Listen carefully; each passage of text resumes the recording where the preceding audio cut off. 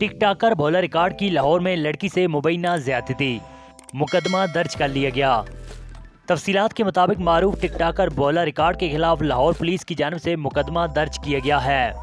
निजी TV channel की एक रिपोर्ट के मुताबिक एक खातून ने लाहौर के थाना गालिब मार्केट में दर्ज करवाई गई FIR में इल्ज़ाम आयद किया है कि नबील अकरम उर्फ भोला रिकॉर्ड ने उसे गुलबर्ग के हिल्टन होटल में बुलाकर ज्यादती का निशाना बना डाला। पुलिस ने लड़की की शिकायत पर भोला रिकॉर्ड के खिलाफ FIR दर्ज करने के बाद बयान जारी किया है कि इस मामले की तहकीकात जारी हैं।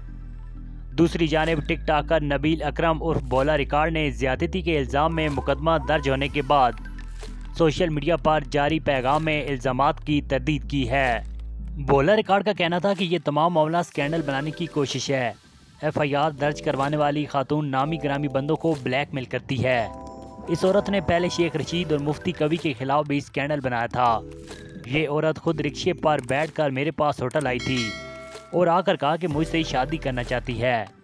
इसके बाद खातून वापस चली गई और फिर 24 घंटे बाद ज्यादती का इल्ज़ाम आयद कर दिया। खातून जब मेरे पास होटल में आई तो मैंने इसकी इज्जत की, वहाँ टिक टाक की वीडियोस बनाई थी।